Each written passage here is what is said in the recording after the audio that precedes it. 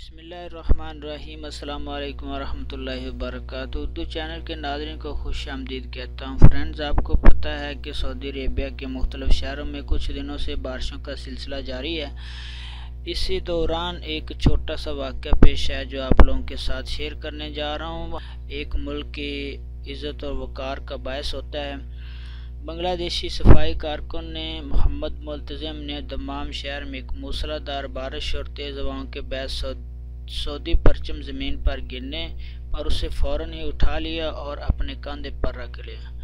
اس موقع پر موجود مقامی شہری نے اس کی ویڈیو کلپ بنا کر سوشل میڈیا پر جاری کر دی۔ مقامی شہریوں اور عہدیداروں نے اس پر پسندیدگی کا اظہار کیا۔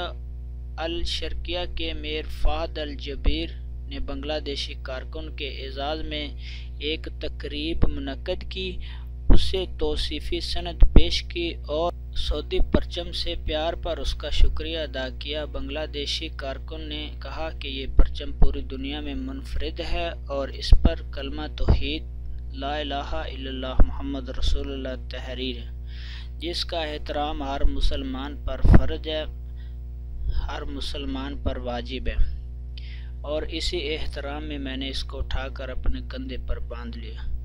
امید ہے فرینڈز ویڈیو آپ کو پسند آئی ہوگی۔ کامنٹس کریں، لائک کریں، شیئر کریں۔ اللہ آپ سب کا حامی و ناصر ہو۔ اللہ نگہبان۔